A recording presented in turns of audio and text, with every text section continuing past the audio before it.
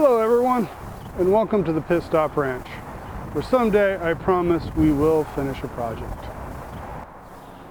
Don't bet on it. Most of it is a 1998 Chevrolet C3500 dually crew. The rest of it is a 1970 C10.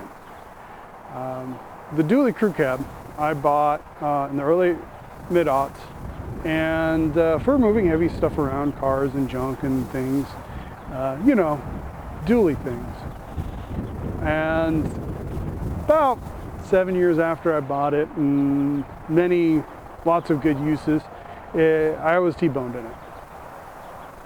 And so I drove it back into the yard, parked it, still ran and drove, but it was ugly, and I didn't want to. I only broke it out and used it when I absolutely needed something with that capability.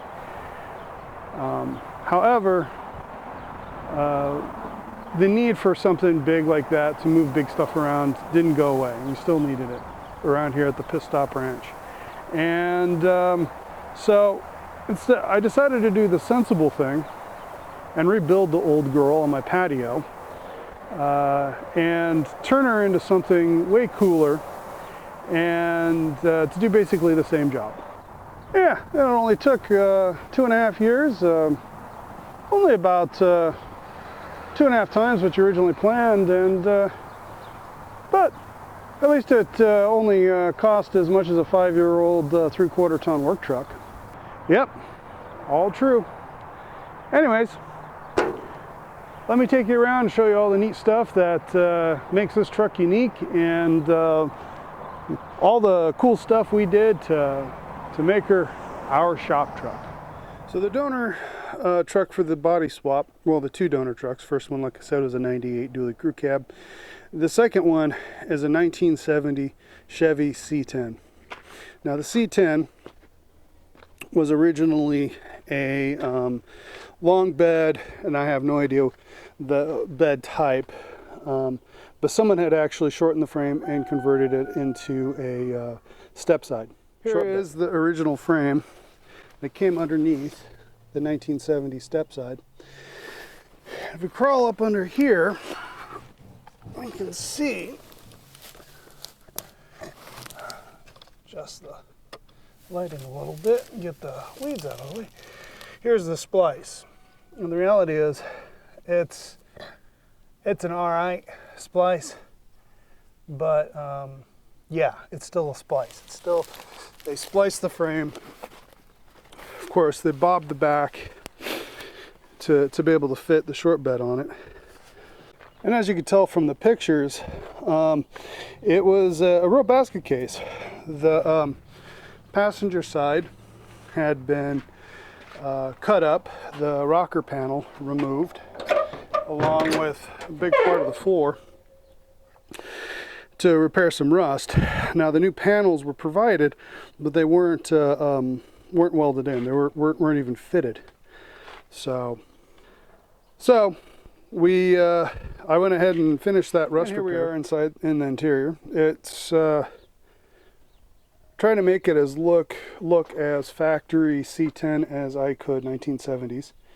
However, of course, the gauge cluster, in order to talk, has to be able to talk to the PCM, so that's actually a Dakota Digital gauge cluster. Of course, I went from a manual transmission to an automatic, so I had to figure out how to mount up get the 98 brake pedal and gas pedal to fit in here, and then get them in positioned properly so I can use them. Here's the under dash fuse panel, ignore the booger welds, and OBD2 sensor, or OBD2 control interface. The center hump is from the 98. It's a low car shifter for the automatic. It looked right in here, you know what I'm saying? I pulled a seat out of the junkyard from a mid-90s GM work truck. Very basic, but it's got the somewhat bolstered makes it nice and comfortable. I patched the foam up and then replaced the seat cover with this vinyl seat cover I stitched up myself. As you can see, still need to finish up the radio and then the HVAC.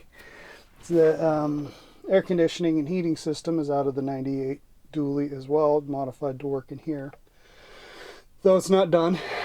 And other than that, it's pretty straightforward. This is the Gen 6 big block 454 7400 cc Chevy that was in the 98. It's got, like I said, approximately 170,000 miles on it. Snugly fit in here. That is the 98's radiator, and this is the 70 radiator core, heavily modified in order to fit the 4 heat exchangers that are required to keep this beast cool. This is the stock PCM. It has been reprogrammed using HP Tune in order to unlock the security features and then take care of any sort of bugs that have come up and debugging it, setting this all up. So that's the back there is the power under hood power center, using the Hydro Boost brake system running off the power steering pump. I made my own headers and heat shields in order to protect everything. I wrapped the header in thermal protection and then put the heat shields on top of that in order to protect all the wiring, fluid lines, gas lines, everything that is a challenge or a problem that might get if they got hot. Same on this side. As you can see in there, if I can get in there.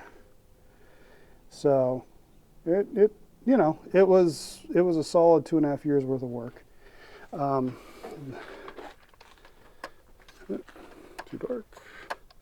And this is my cold air system. Comes down to a hole behind there. You can't see it very well. You can't see it at all. But I got a hole right here going into the air cleaner. You can see my hand. So that's a sort of cold air system. I moved the fuel tank from behind the driver's seat to under the cabin bed. I had to modify it to fit right there. I had to chop it down a little bit to fit under the cab. The front forward spring hanger for the leaf spring rear suspension, because the frame, the 98 frame, is 6 inches wider. I had to make this step out on the step side on both sides in order to clear the forward spring hanger. The rear axle is a corporate 14 bolt out of a 90s cabin chassis dually which happens to have the exact same wheel mounting surface width as a 1970 C10. So I get the heavy duty rear end, but I still get the same width as the C10, so it looks right. And it has a factory locker that was in my original 14 bolt dually that I swapped the ring and pinion over. So as you can see, converted to disc brakes in the back. The rotors are from the front of a 3/4 ton Chevy 4x4 from the 80s, and the calipers are from a 1976 Cadillac Eldorado. Dual exhaust all the way back, a couple I think MagnaFlow mufflers, and a crossover pipe. You can see gas tank there up front. Since this is my intention is as a work truck, the bed, instead of being a nice, some wood or my bed is steel. It's actually from the white truck. I narrowed it and shortened it. You can see my seam here where I shortened it. so that I got a nice durable bed floor. Now it's up quite a bit versus the C10. So the bed height over there, you can see it's kind of shallow. However, you know, the way the frame sat and the way I'm trying to get the body down as low as possible onto the frame, that's kind of the way it bounces. Well, here we go. Going for a drive around the block.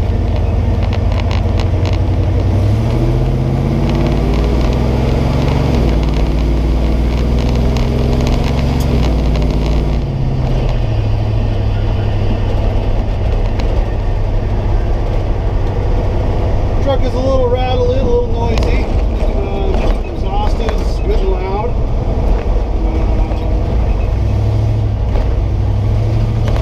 Hope you enjoyed that little run around the block. And I know it wasn't much to look at, but you got a chance to see this beast running and driving, and get a feel for the sounds it makes. Well, I hope you enjoyed the tour of our Pocket 1 Ton. And though she's only 90% complete, that 90% is pretty special. I am really happy with how she works, and she's well exceeded my expectations, to the point where I'm happy using her already as a part of my daily driver fleet. I've drug several vehicles home already with her, as well as picked up parts, transmissions, and so forth. Outside of a few creature comforts and some paint and body work, she's pretty amazing. But then again, if we painted her, would that kind of violate kind of our rustic aesthetic? But can you count something as an aesthetic if it's not deliberate? And remember, we are professionals, just not at this. So please leave a comment below. Tell us all your brilliant ideas on how you would have done things differently. Don't forget to like and subscribe, and hit the notification bell so you can be informed when we drop our next exciting installment of doing dumb stuff with cars.